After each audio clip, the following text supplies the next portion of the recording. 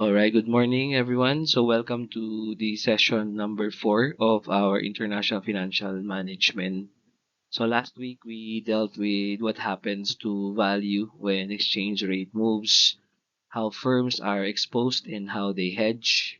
So, today we move one level higher and ask a more fundamental strategic question. Should we be in this country at all? Okay, that's a very uh, maybe peculiar question. International capital budgeting is about evaluating whether a cross-border investment creates value net of the additional risks, costs, and frictions that exist precisely because we are crossing borders. And once we decide to invest, we need to determine how to finance that investment optimally. Okay, which brings us to multinational financing strategy. So today's session is quite dense. So I want to flag the five major areas we will cover, then dive in systematically.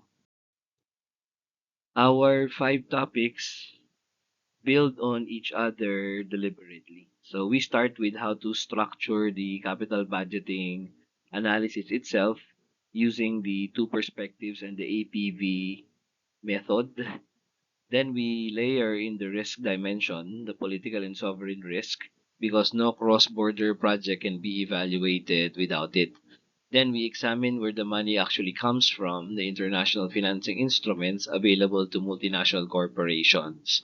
We then look at how the cost of that capital is determined for internationally diversified firms.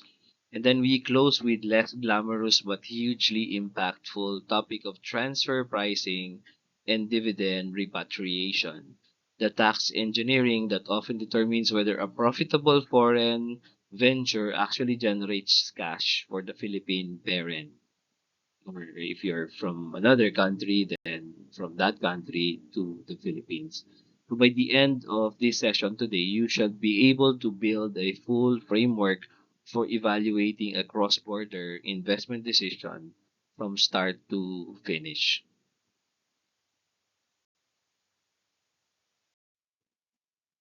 So when a Philippine firm considers investing in, say, a logistics hub in Vietnam or another manufacturing firm, for example, in Kuala Lumpur, if that's even possible for the Philippines, there is a temptation to simply calculate an NPV or the net present value and call it a decision.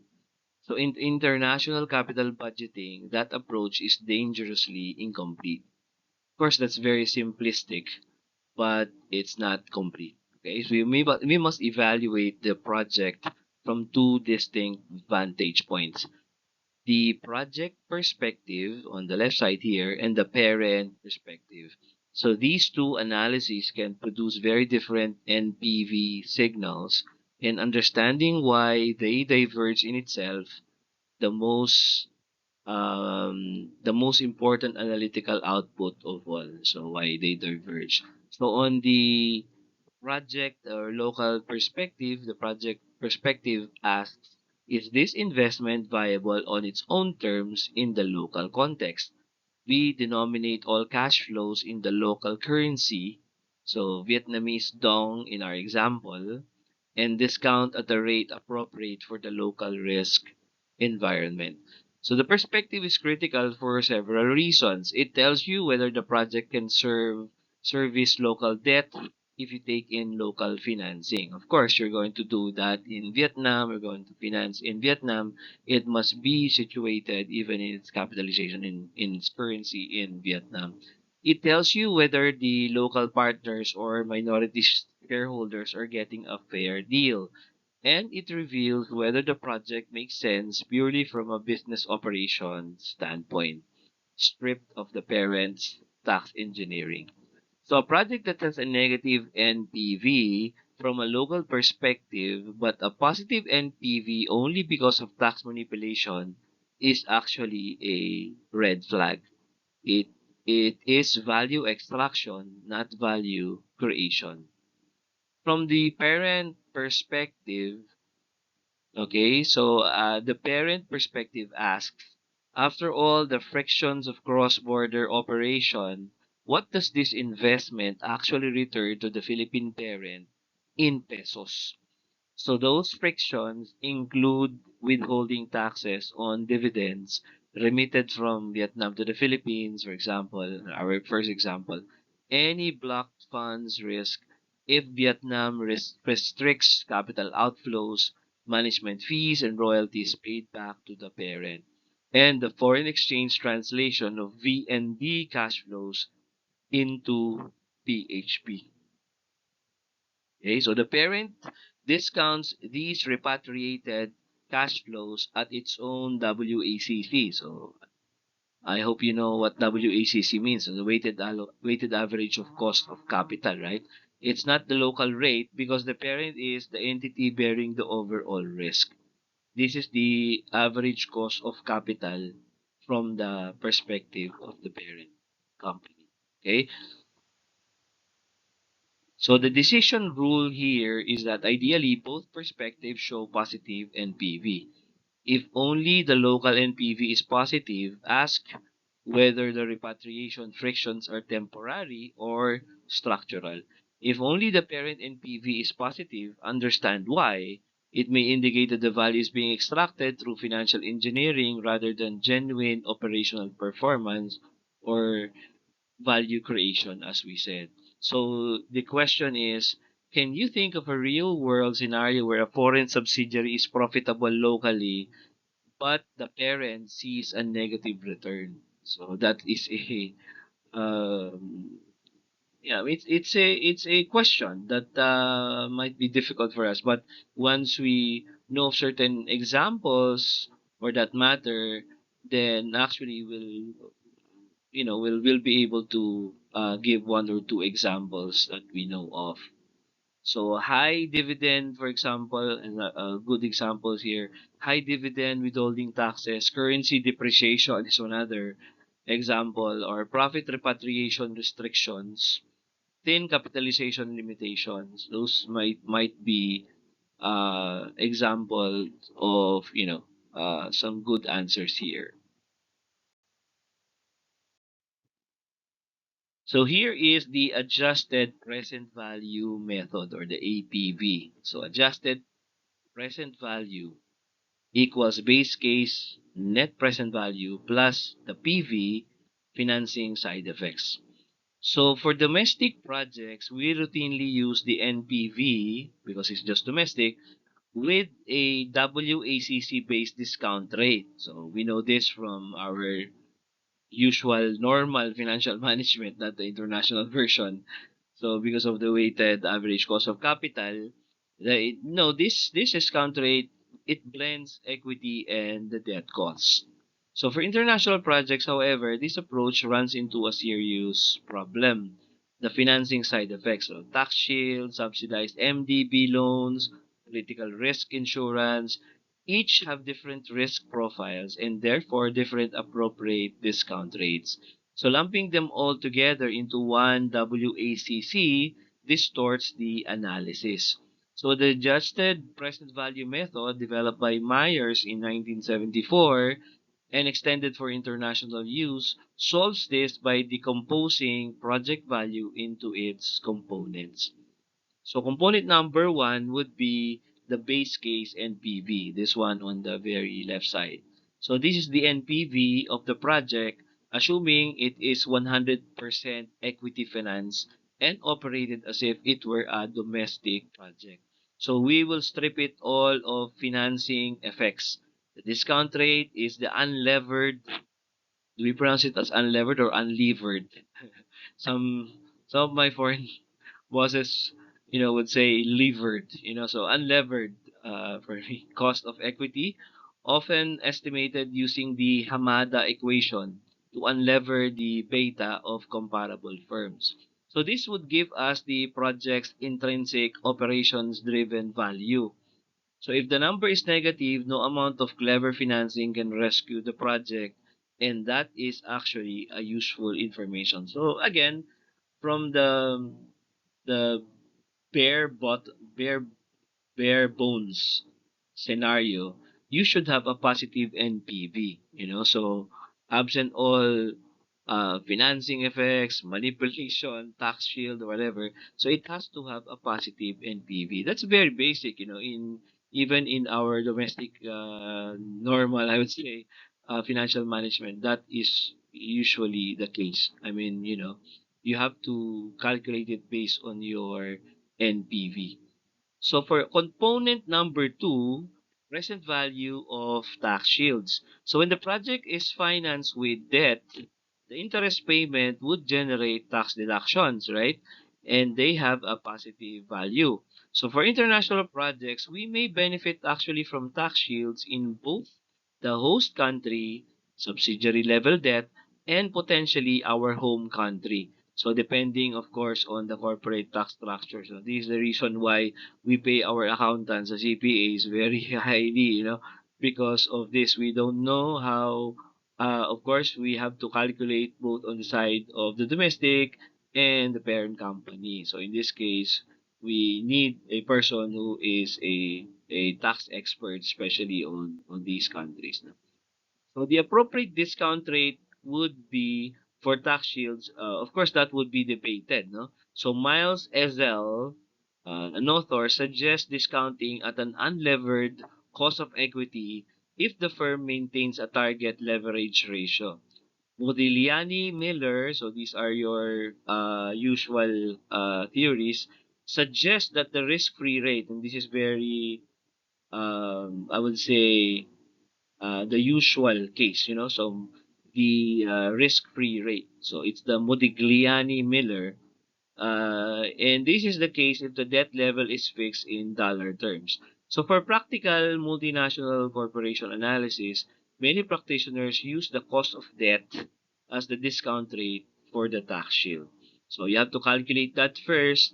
And if you are familiar with the financial calculator, there's even a web-based version there, the browser version. You can actually calculate this. No? So for that. If not, then you use the formula that we have for Finman. Okay, for number three, component number three, other financing side effects. So this is where international projects diverge most dramatically from domestic ones. So there are at least four major additional financing effects to capture here. So number one is subsidized MDB loan. If the ADB provides a concessionary loan at below market rates, the interest savings have value. Discount at the market rate to find the NPV of the subsidy. Okay, so we have to discount at the market rate. Number two, political risk insurance. We have the MIGA, the Multilateral Investment Guarantee Agency, and the US DFC, or formerly the OPIC. They offer insurance against expropriation, currency inconvertibility, and breach of contract. So the annual premium is a cost. The coverage provided is a financial option with a positive value. Number three would be the blocked funds discount. So if there is a meaningful probability, for example, that the host government will block profit repatriation, the future cash flows to the parent must be probability weighted and discounted at a higher rate. So because we are not sure what happens, what if, for example, so look at what happened to Sri Lanka. Again, we're not bad mouthing it, but look at what happened to them, right? So if a similar thing happens to a country where your investments are, then probably it would be best to also calculate the future cash flow, the FCF, with certain probability weighted, so that you will also put in the rate of probability whereby you will be paid in the future. And it has to be discounted at a higher rate because the point of view of financial management, of course, a dollar in hand is worth to more than two in the bush because you already have the money here. Of course, the discount rate of of a money that is promised in the future would be higher, especially if it is a little bit risky in that area, especially in a certain country. And that is also the reason why we have also the credit rating, and that can be a basis for the discounted or the higher discount rate. Number four would be the concessionary tax holidays. So many ASEAN countries offer tax holidays for qualifying investments. So for example, here in the Philippines, we have the PEZA, BOI in Thailand. These have present value that must be captured in the APV. So APV is equal to the base case net present value plus the PV of the tax shields plus the PV of the subsidized financing minus the PV of political risk insurance costs plus minus PV of other effects, whether positive or negative. That's why it's plus minus. We don't know yet. So you have to put all the financing side effects. That's the reason. So it's like a summary or summation of all the plus and minuses of financing side effects. So the power of APV, when one component is small or absent, you just simply set it to zero. Right? The framework is modular. You build up value piece by piece using appropriate discount rate for each piece.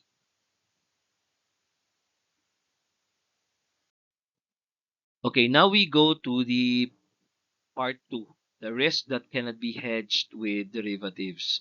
So in session 3, remember, we dealt with financial risk, exchange rate movements that can be hedged with forwards, options, and swaps. Today, we are dealing with a different category of risk entirely.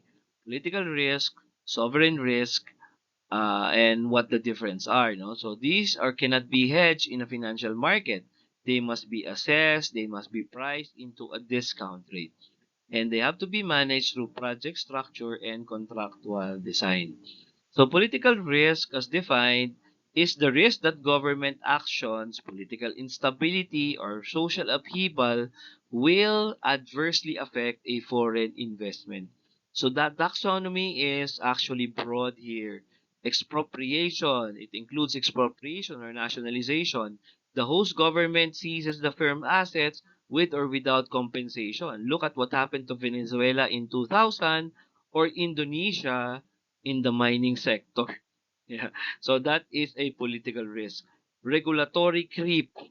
Okay, so the government gradually imposes new regulation. Look at what happened to Brazil in the 1980s, taxes or operating requirements that erode investment value. This is more common than outright expropriation. Number three, currency inconvertibility. The host government restrict the conversion of local currency into hard currency, so that would block profit repatriation. This is common in countries where foreign reserve is having some shortages. Okay? Okay, civil conflict and instability, war, coup d'etat, like what happened in Myanmar or in Sri Lanka, right? Social unrest. Once they disrupt operations, sometimes they damage assets or make personnel safety untenable.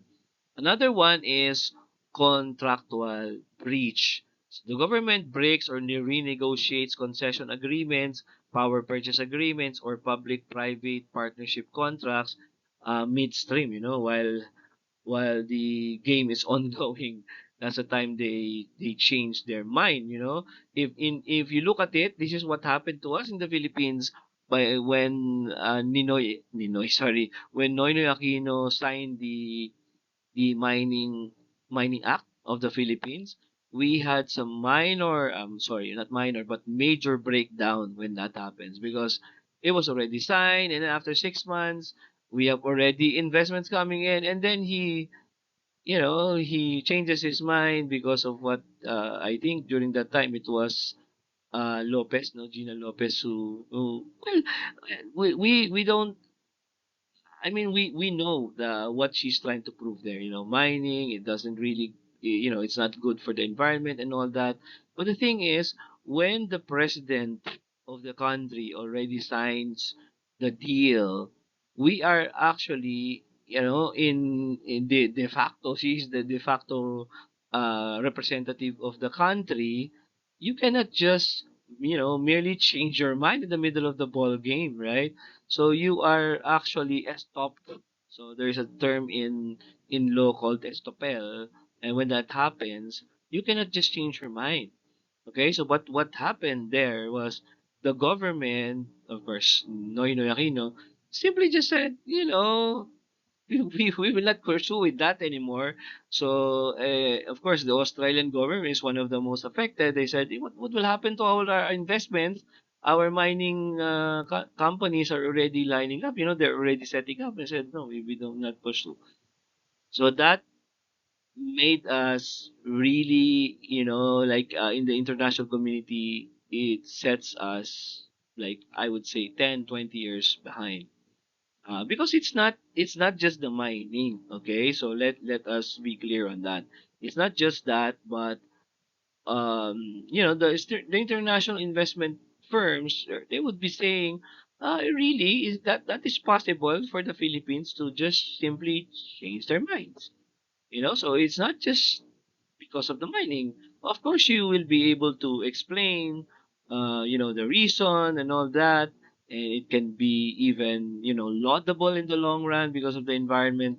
But the thing is, you already initially signed the contract in the beginning. So that made us a little bit weak on the political risk side. And so after that, you notice, of course, otherwise there's the train law that came out because of lack of investments, I think.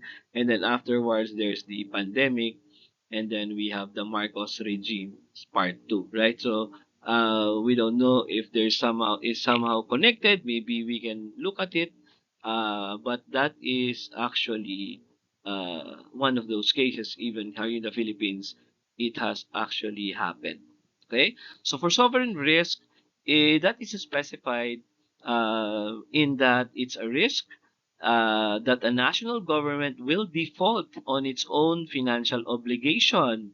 Oh, look at what happened to the US. Of course, the US will not call it default. It's simply just pausing on we refuse to somehow, uh, raise our debt ceiling, and therefore we will just close the government for some time. So, but the US doesn't even call it a default, you know? So, yeah, that's the case. But that is actually what happens. It will default on its own financial obligation, the bonds, the loans, the guarantees. It is measured uh, by credit rating agencies and reflected in sovereign bond yields, and also CDS, the credit default swap spreads.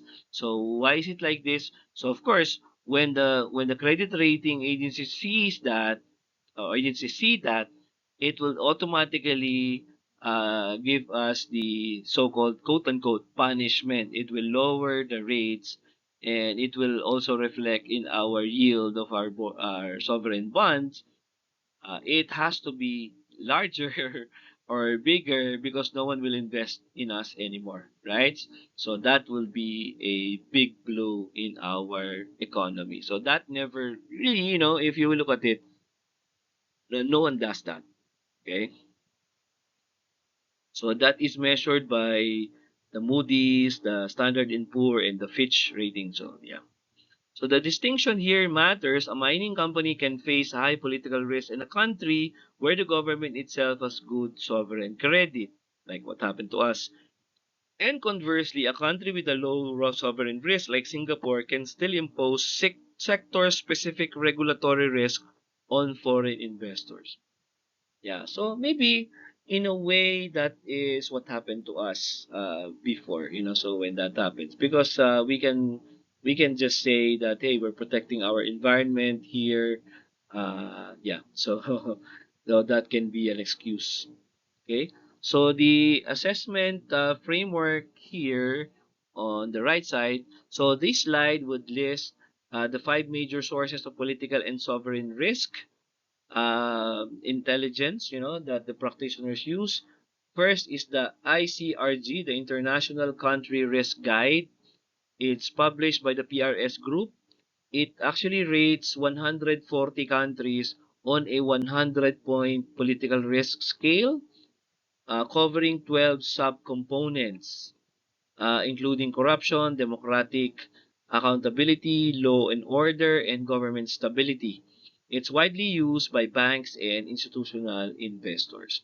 The World Bank Worldwide Government Indicators, WGI, it has 6 dimensions: voice and accountability, political stability, government effectiveness, regulatory quality, rule of law, control of corruption.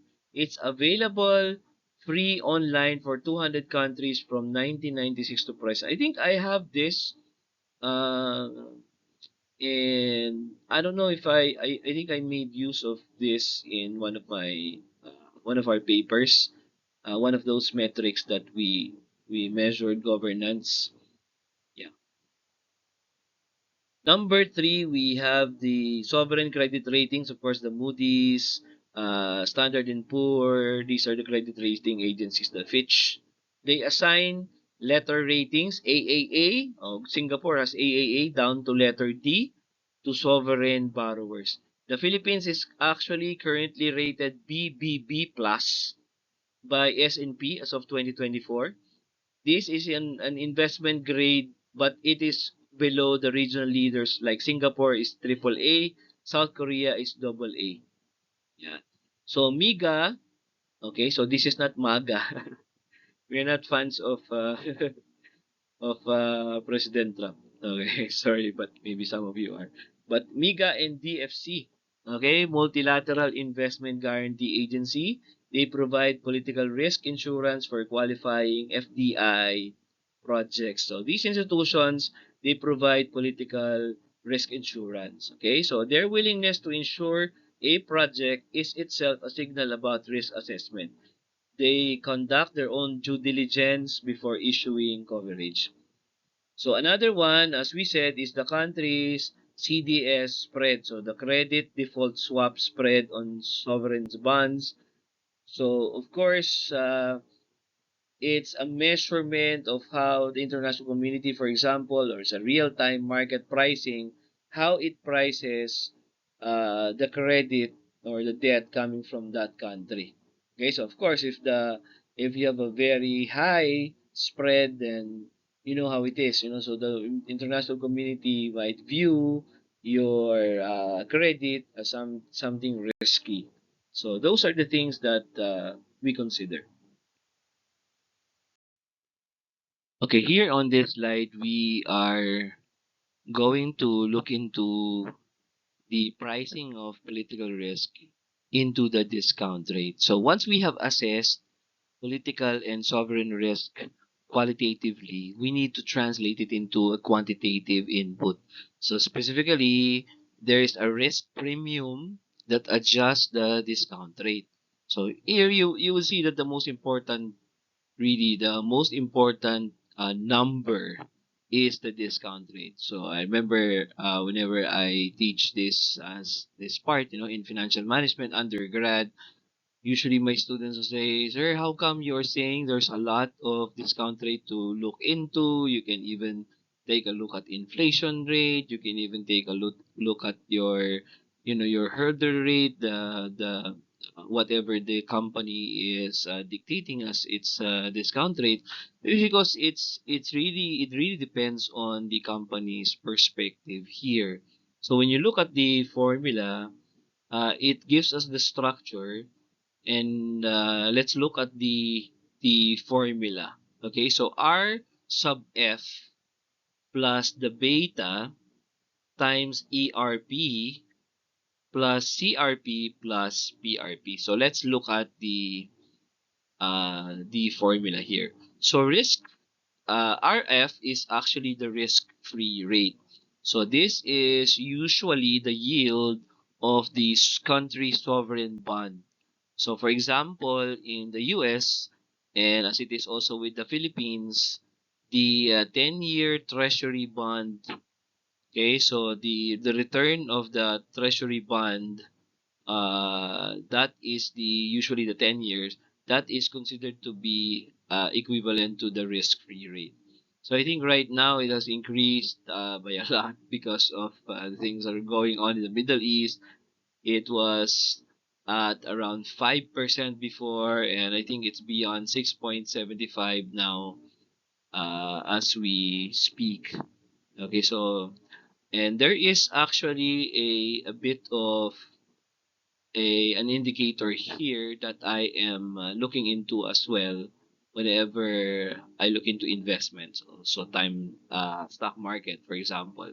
So there is risk-free rate is actually what I look into as the inverse of the yield rate, right? So the P over E. So if, for example, the risk-free rate is about 6.75, then my price earnings would be 1 divided by 6.75, right? So almost 1.7. So it has to be lesser than 14 or 15. So yeah, because if not, then simply the investors would just go to the 10-year bond rates because it's risk free for that matter. So they would just simply use it. So that's the reason why there's also an inverse, sort of an inverse relationship between the risk free rate and the movement of the stock market in this case. So the next one is the beta multiplied by the ERP. So the equity risk premium is actually the systematic risk. So the beta of the project relative to the global or the home equity market multiplied by the equity risk premium. So this captures the project's sensitivity to the broad market movements. Okay, so CRP is the country risk premium. This is the spread between the host country's sovereign bond yields and the US Treasury yield. So this is the market's aggregate pricing of that country's macro risk. So for Vietnam, for example, the CRP has historically been around 150 to 250 basis points. So that means it's around 0.15 to 0.25%. So Myanmar post coup d'etat, when what happened to Myanmar lately, it has exceeded 800 basis points. Imagine 800 means 8%. Okay, so that's very high. So PRP, or the project specific political risk, is an additional premium added for risks specific to the firm's project that are not fully captured by the country level CRP. So a mining project, for example, in a country where the government has historically renegotiated mineral concessions, warrants a PRP even if the sovereign CDS spread is low. So it depends on, like, even the project or the industry where you are operating, right? So where the government, sometimes the sovereign CDS spread is low. An infrastructure project, for example, protected by a bilateral investment treaty, BIT, with strong arbitration clauses warrants a lower PRP. So of course, a practical calibration here, many practitioners use the Damodaran's sovereign spread method for CRP. They subtract the default spread of the country's sovereign bond from its total equity risk premium. So PRP is often set judgmentally at 50 to 300 BPS based on sector, okay, contract structure, and historical precedent. So 50 to 300 BPS, so between 0.5 to 3%. So that's the PRP. Okay, so remember, many practitioners would use the Damodaran sovereign spread for CRP, so the country risk premium. So subtracting the default spread of the country's sovereign bonds, so whatever that default spread is, maybe 6% for us, from its total equity risk premium. Okay, so equity risk premium. So when you subtract that, then that's your country risk premium. Okay, so and then PRP is judgmentally set at 50 to 300 bps because sometimes you don't really have all the data, right? So that is the default, so to speak, for some countries that maybe You have to consider also some assumptions there. So for example, in the previous slide that we had, right, ASEAN applications would be, as I mentioned about Myanmar, So Myanmar requires a higher total risk premium than, for example, an IT park, especially in Singapore. Imagine it's an IT park and it's Singapore, okay? So it's not just because of the different CRP, but because of the sector specific PRP in Myanmar's mining sector that is substantially higher, after several years of post-coup instability. Okay? So in part 3 now, this slide, we have the international sources of financing. Where does the money come from? Okay, as Jerry Maguire scream at the top of his voice, show me the money. Where does the money come from? Once we have the determined that a cross-border project creates value, we need to finance it. So an MNC, a multinational corporation, they have access to a much broader menu of financing instruments than a domestic film. So this is one of the genuine advantages of being multinational. The ability to access global capital markets and tap the cheapest source of funds anywhere in the world. So the four categories of international financing are Eurobonds, syndicated loans, depositary receipts, so EDR, and multilateral development bank facilities. Let us briefly survey now each before the next slide goes deeper. So let's go to Eurobonds first. The Eurobond is actually a bond issued in the currency other than the country where it is sold. It's not necessarily in euro. Okay, so before I thought of it that way, I said, why is it called Eurobonds? It's in pesos. So it's just it's the name is historical. It does not mean that the bond is in euro. A Philippine company issuing a US dollar denominated loans in the London market, for example, is actually issuing a Eurobond. So the Eurobond market is enormous. It is where most large sovereign and corporate international debt is raised. So the key advantages there would be no SEC registration requirement in the country of issuance, typically lower withholding taxes on interest, and access to a wide international investor base. So next, we have the syndicated loan. For a very large financing needs, infrastructure, resource extraction, major acquisition, a single bank cannot or will not absorb a full credit risk. So a syndicated loan pulls multiple banks under a lead arranger who structures the deal and manages a syndication process. So syndicated loans are flexible, revolving or term, floating rate with conditions tailored to the borrower. I remember teaching economic development here in Manila, in LPU Manila. And that's the first time that I realized what, the why, for example, ADB exists for us in the ASEAN region in Asia, for example. And these are, for example, LRT, if you have LRT project or MRT or flyover, whatever. Of course, it cannot be financed by a single loan here for example, right? So it can be financed by, for example, ADB, and it can be like a large loan provided by a group of banks or syndicate of banks. It sounds, you know, sounds scrupulous because of the word syndicate.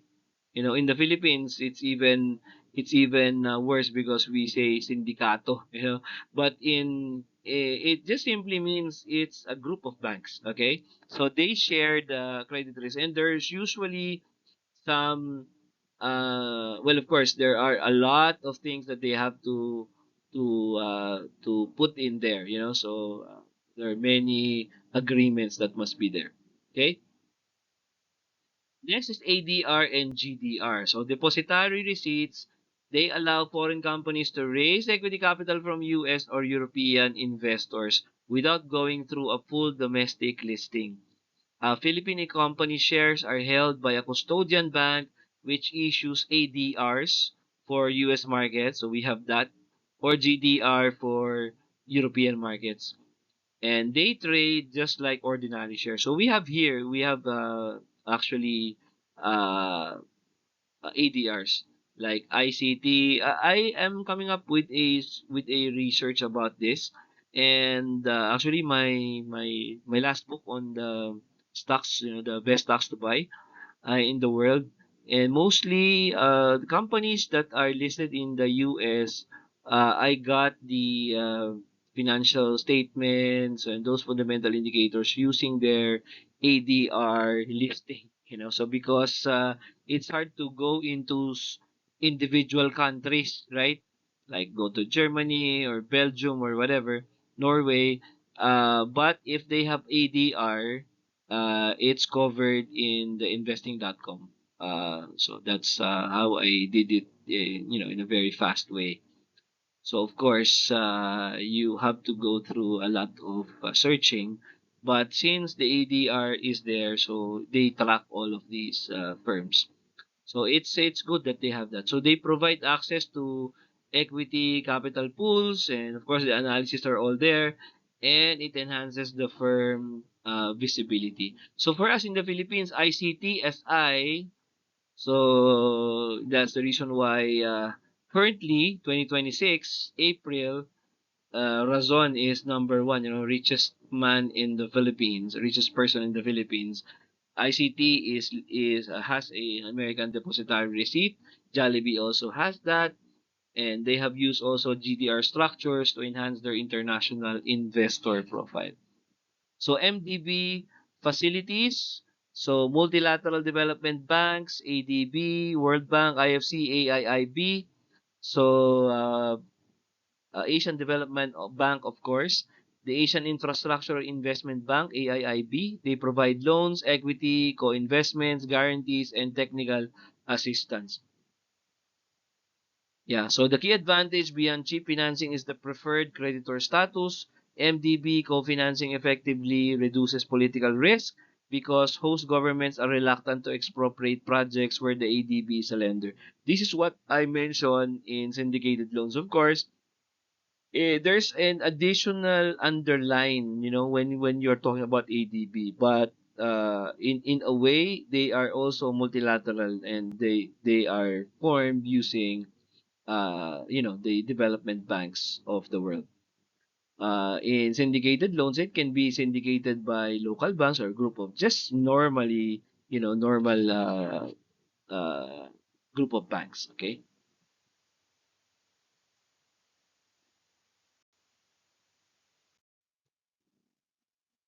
So here, the comparison table on this slide, it gives you the practical parameters of each instrument.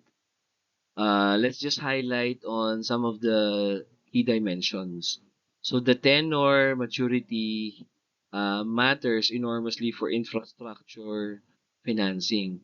A toll road or power plant generates cash flow over 20 to 30 years.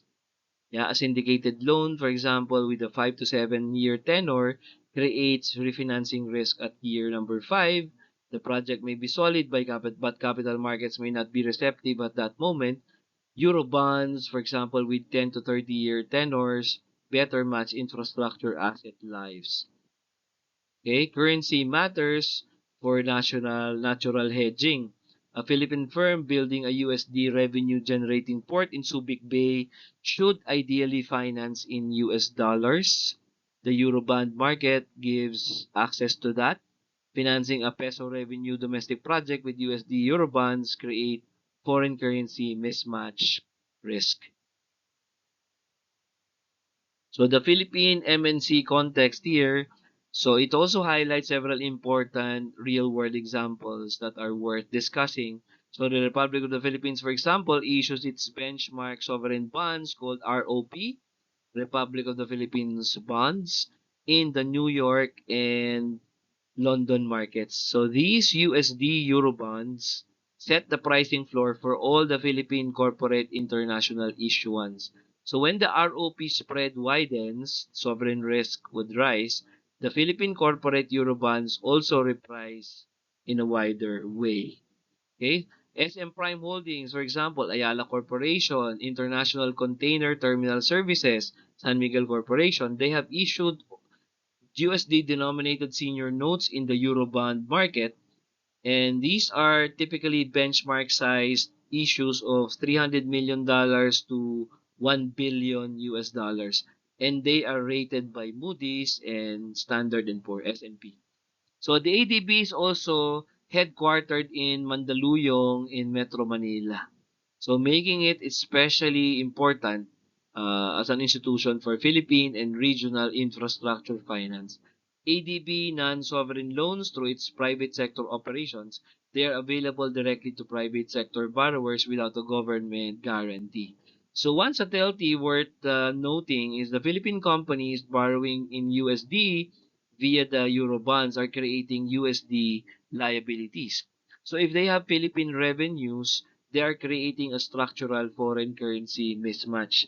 So that is why we saw in session number 3 that many large Philippine conglomerates would maintain an active FX hedging programs alongside their international capital market activities. Okay, so what is the right hurdle rate for a multinational corporation? So the weighted average cost of capital is the starting point. Okay, but for an MNC operating across multiple currency zones, regulatory environments, and risk profiles, the textbook WACC formula, it requires significant adjustment. So there are four key dimensions to consider here. Number one, adjustment, blended equity risk premium. A purely domestic Philippine firm uses the Philippine equity risk premium in its CAPM calculation. Remember the CAPM, you know? Okay, so an MNC with significant operations in Vietnam, Indonesia, and Singapore faces a blended risk environment.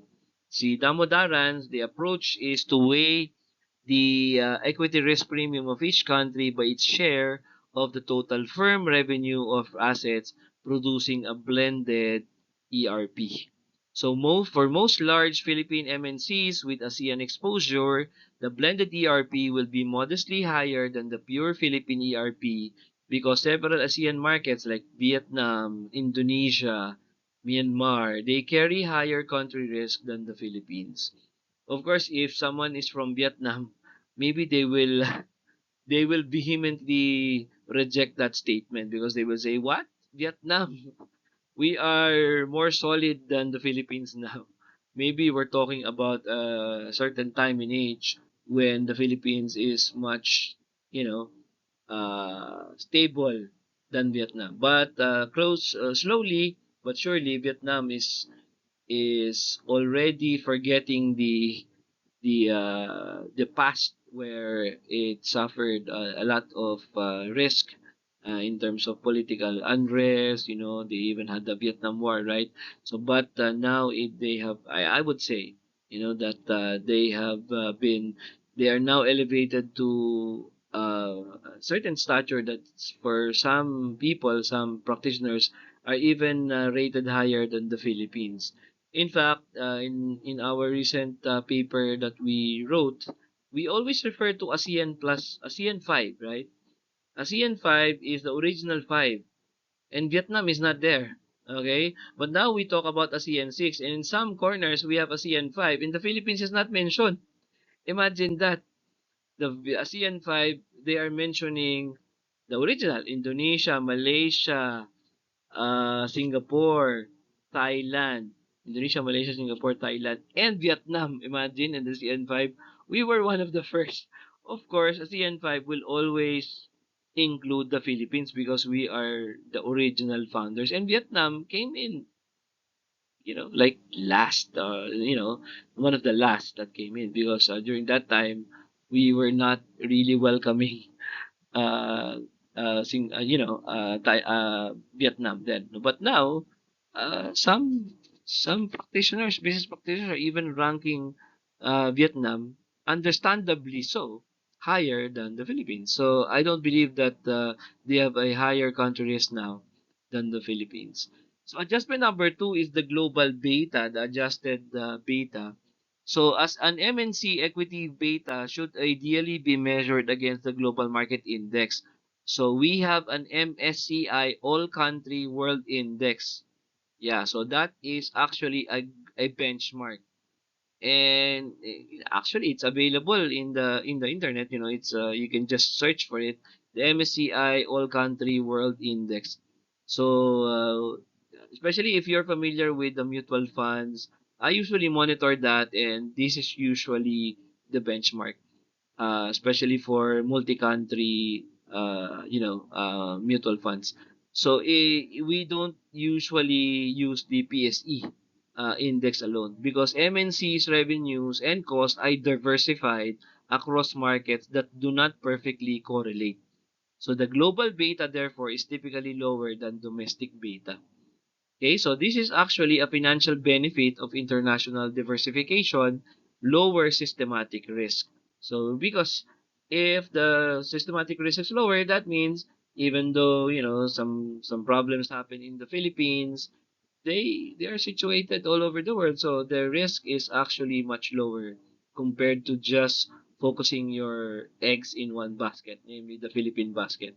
So when you have lower systematic risk, you have lower cost of equity, lower WACC, therefore lower investment hurdle rate.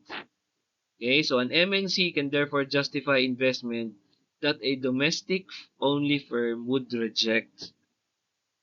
Okay? Another adjustment is, of course, the currency adjusted cost of debt. If an MNC issues a USD Euro bonds but generates PHP revenues, of course, its effective cost of debt in peso must account for expected currency movements.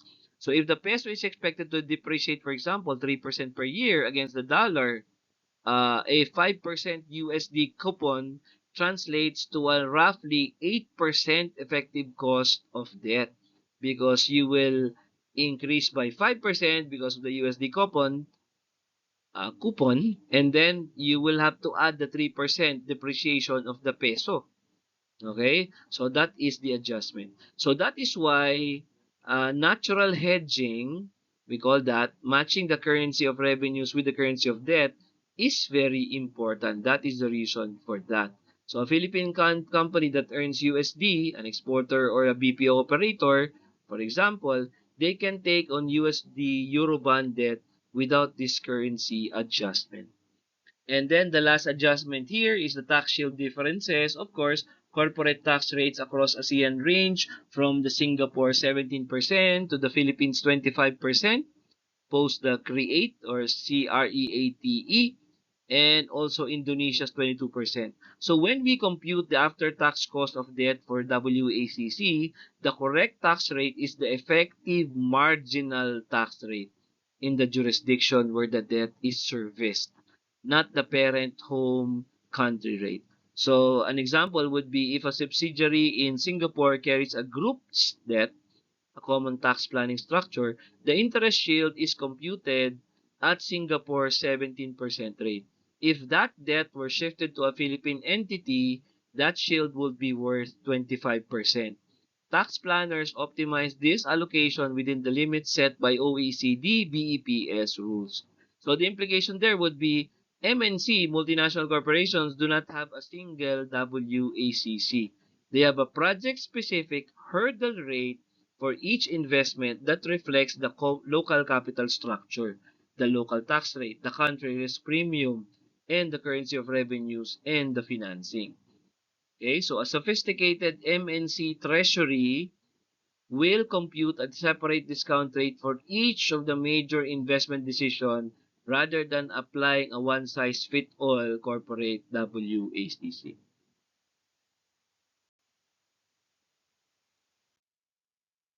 Okay, part number 5, the tax architecture of multinational finance. So we have now determined that an investment creates value and identified how to finance it. The last major question would be, once profits are generated, how do we move them back to the Philippines parent efficiently, the Philippine parent company, right? So this brings us to transfer pricing and international tax planning. So the least glamorous but arguably most financially impactful aspect of MNC financial management, especially if you're in multiple countries. So transfer pricing, when a Philippine parent sells goods to its Vietnamese subsidiary, what price should it charge? When a Singapore IP holding company licenses a brand to a subsidiaries across ASEAN, what royalty rate should it charge? These are transfer pricing decisions actually, no? And they have enormous tax consequences. So by setting high transfer prices on goods sold to subsidiaries in high tax countries, the parent reduces the subsidiary's taxable profit. By charging higher royalties from an IP company in low tax countries, the group shifts profit from high tax to low tax jurisdiction. These are the basic mechanics of the tax motivated transfer pricing. Okay? So the arm's length principle, the tax authorities worldwide resist aggressive transfer pricing through the arm's length principle. Intercompany transactions must be priced is if they were conducted between unrelated parties in a competitive market. This is the OECD transfer pricing guidelines of 2022. This is the standard. It's adopted by almost all of the ASEAN tax authorities. So, but in practice, establishing an arm's length price is complex. The OECD transfer pricing guidelines, it's updated in 2022, right? Prescribe the five methods: comparable uncontrolled price, CUP, resale price method, cost plus method, the transactional net margin method, TNMM, and profit split method. Each has a different data requirements, and applicability. So BEPS and compliance, the OECD-based erosion and profit shifting project launched after the 2012 G20 summit and implemented in two phases, the BEPS 1.0 and the BEPS 2.0, right? They significantly constrains aggressive transfer pricing. The key BEPS tools relevant for ASEAN MNCs are: number one, the country by country reporting, CBCR. Okay? Large MNCs must file annual reports showing revenue, profit, tax paid, and number of employees in each of the jurisdiction. It would make tax shifting strategies visible to all relevant tax authorities. Pillar 2, global minimum tax. The OECD's 15% global minimum tax, now being implemented by Singapore and other ASEAN jurisdictions, significantly reduces the incentive to shift profits to low tax countries. So there's much standardization, no? So documentation requirements: ASEAN tax authorities now require contemporaneous transfer pricing documentation prepared before the transaction, not after the audit. Okay? So international tax planning strategies. So within the constraints of arm's length rules and the BEPS compliance, several legitimate tax planning structures are available. Tax treaties. The Philippines has tax treaties with 43 countries. These treaties reduce withholding taxes on dividends, interest, and royalties. So a significant annual cash flow benefit for groups with substantial intercompany payments. IP holding structures, placing intellectual property in a jurisdiction with favorable IP tax regimes like Singapore's IP development incentive, the Dutch innovation box. They allow royalty income to be taxed at reduced rates. This is legal as long as the IP holding company has genuine economic substance. So Philippine Create Act consideration. We have the CREATE Act, right?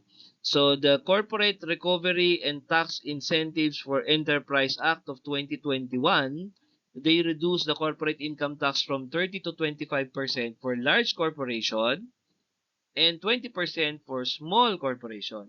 The PEZA registered firms enjoy special fiscal incentives. So these changes make the Philippines more competitive as a regional headquarters.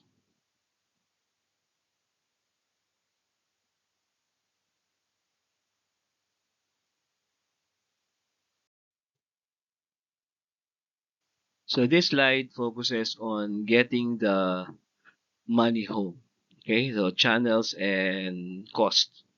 So even after a foreign subsidiary generates profit, the Philippine parent company only benefits when that profit reaches them. So net of all taxes and frictions along the way. So there are three primary channels for profit repatriation, each with a different tax profile. So channel number one is, of course, dividends. So these are the most direct, straightforward and visible form of profit repatriation. The subsidiary declares a dividend payable to the parent company. So simple in concept but subject to dividend withholding tax in the host country, which ranges from 0 in Vietnam and Singapore to 20% in Indonesia at statutory rate. So depends really on the country. So tax treaties reduce this withholding rate. So the Philippines has treaties that reduce dividend withholding to 10 to 15% with several ASEAN trading partners. So choosing the right corporate structure, for example, routing via Singapore holding company with better treaty access, can meaningfully reduce the effective dividend withholding rate. Channel number two, royalties and management fees. Instead of or in addition to dividends, a parent can receive royalties for the use of its brand, so technology or IP by the subsidiary. So management fees can be charged for headquarter services, strategic planning, IT, treasury, HR.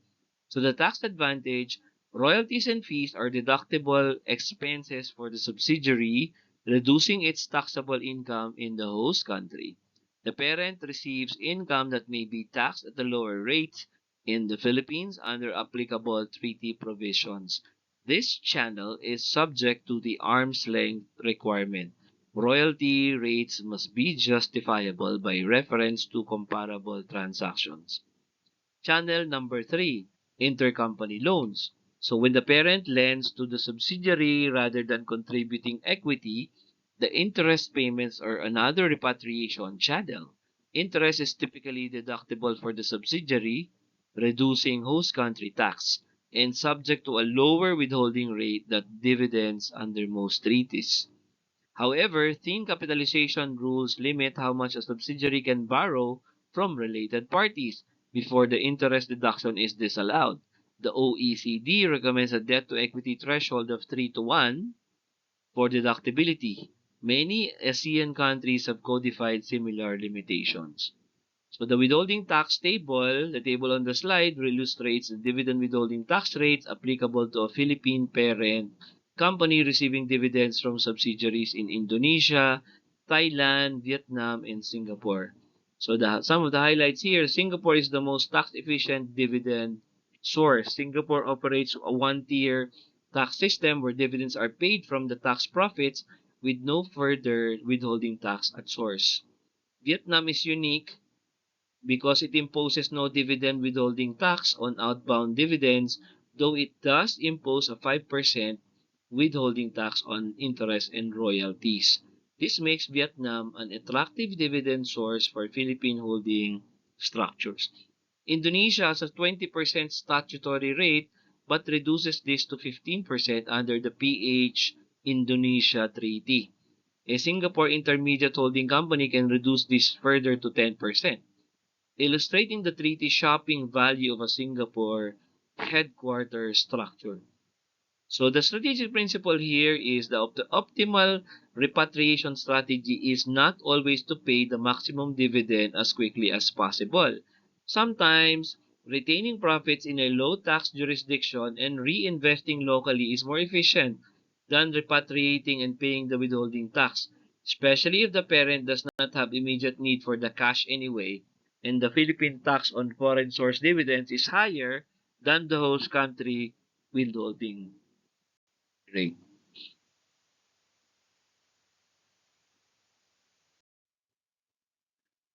So let me close today's session with five key takeaways, and then we will spend the remaining time on the discussion question. Of course, this will be presented by you in the assignment.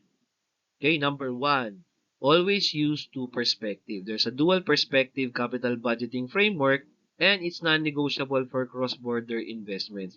Divergence between the local and the parent NPV is not a problem to be ignored, it is the analysis. Second, APV is the right tool. The modular structure of APV allows each financing side effect to be discounted in its appropriate rate. Underline that. Okay? So the precision matters enormously when MDB subsidize. Uh, there's also tax holidays and political risk insurance, and each of them have different tax risk profile. Okay? Third, quantify and price country risk. Use ICRG, CDS spreads, and Damodaran's country risk premiums. A qualitative assessment that does not translate into a basis point adjustment to the discount rate is always analytically incomplete. Fourth, tax architecture is financial strategy. Transfer pricing, treaty shopping, and the choice of holding company jurisdiction can add hundreds of basis points to after-tax returns. These are legitimate tools when deployed within BEPS and OECD's arm length constraint. Fifth, ASEAN is not a single market. It's not uniform. Tax rates, treaty networks, withholding rules, thin capitalization limits, capital controls, they vary enormously across the region. A financing and repatriation strategy optimized for one country may be completely wrong for another. Okay, so these are the discussion question. Ayala Corporation is evaluating a 4 billion infrastructure investment in Vietnam, specifically a toll road concession in the Hanoi metropolitan area. Okay, I'm going to send this screenshot no, of the assignment.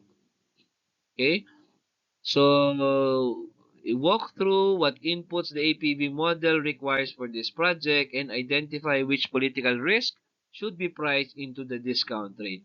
So the discussion guide would be the APV inputs, unlevered FCFs in VND for 30 years, terminal value, exchange rate forecast, etc. So we will just give this to you and yeah, just incorporate it in the discussion for the assignment. Thank you very much, and we will see each other again in the last meeting, fifth session next week.